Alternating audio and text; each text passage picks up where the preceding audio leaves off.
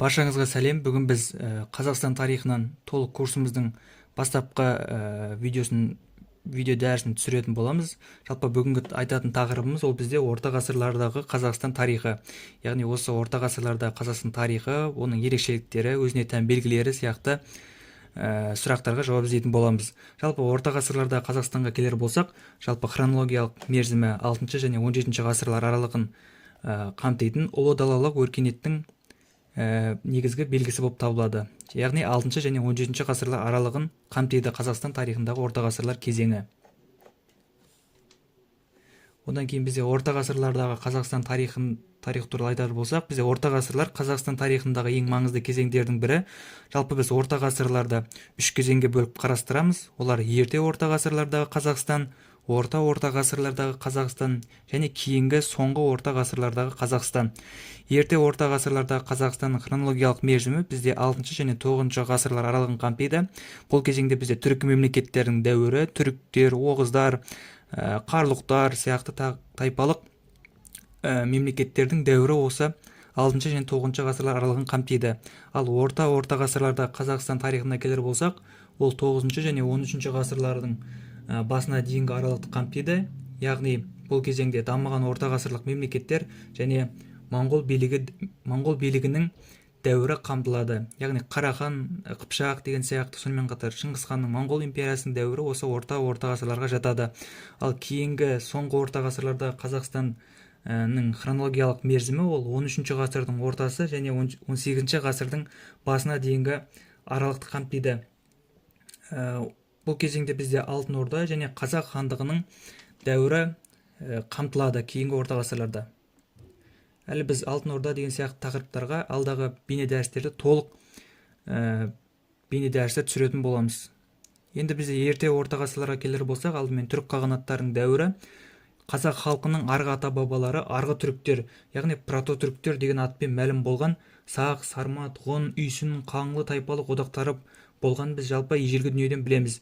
Ал орта ғасырларда қазақ халқының бабалары түріктер деген атаумен тарих сахнасына шыққан болатын.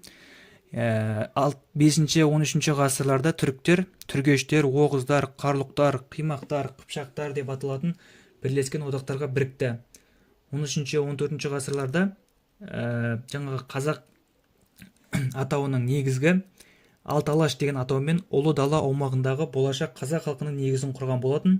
Яғни бұл Алты-Алаштың құрамында жаңағы осыған дейінгі мысалы түргеш, оғыздар, қарлұқтар, қимақтар, қыпшақтар сияқты тайпалар, сонымен қатар одан кейінгі Найман, Керей, Жалайырлар сияқты тайпалардың негізі енген болатын. Ал 15 ғасырдың екінші жартысында, яғни 1465 жылы қазақ халқының негізі қаланған болатын.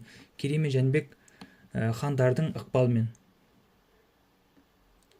Одан кейін бізде орта ғасырлардағы негізгі хандықтардың бірі ол Қараханиттер мен Қыпшақ хандығы.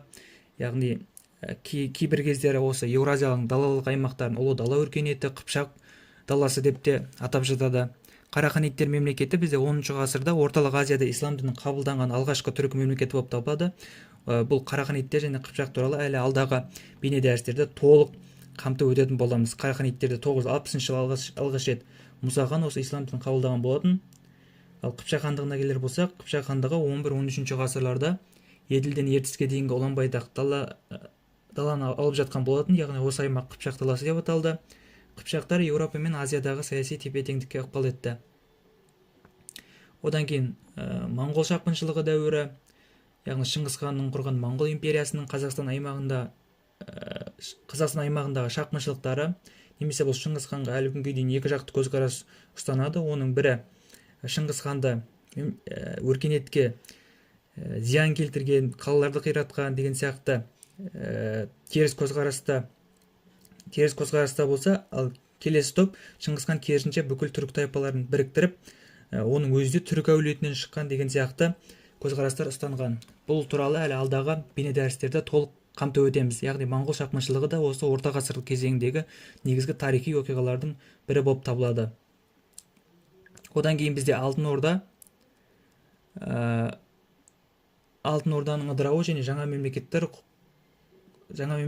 құрылуы, яғни бізде ол Ақ Орданың күшеюімен байланысты, Тоқтамыс ханның талпыныстары, ішкі тартыстар және ыдырау нәтижесі болған болатын. Одан кейін бізде айтатын нәрсеміз ол Ақ Орда, Ноғай Ордасы, Моғолстан сияқты ордаларды айта кететін боламыз. Негізі бұлар туралы әлі алдағы бейне дәрістерде толық қамтылады. Ал жалпы орта ғасырларда осы Ақ Орда, Ноғай Ордасы, Моғолстан сияқты мемлекеттердің тарихы қамтылады осы орта ғасырлық кезеңде. Одан кейін бізде Қазақ хандығының құрылуы және нығаюы. Қазақ хандығы құрылды осы орта ғасырлар кезеңде. Бұл туралы әлі алдағы толық бейнебаяндар түсіретін боламын. Одан кейін орта ғасырлардағы мәдениет пен өркениет, мысалы әдебиет пен ғылым саласы, қалалар мен сәулет өнері, дәстүрлі мәдениет дамыған болатын. Әдебиет пен ғылымға келер болсақ, Жүсіп Баласағұнның Құтты білік дастанын жазды. Махмұд Қашқари Диуани лұғат ат-түрк, яғни түркі тілдерінің сөздігін жасады. Ұлы ғалым Әл-Фараби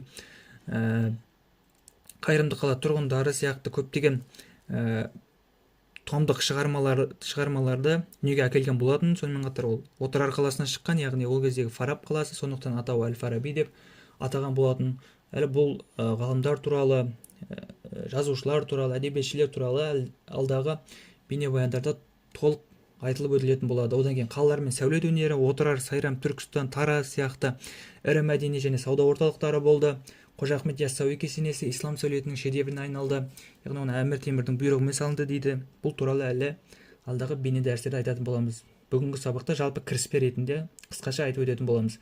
Одан кейін дәстүрлі мәдениет, көшпелі өмір салты, ауызша поэзия, жыраулар дәстүрі, музыка, киіз үй өнері барлығы орта ғасырларда өзінің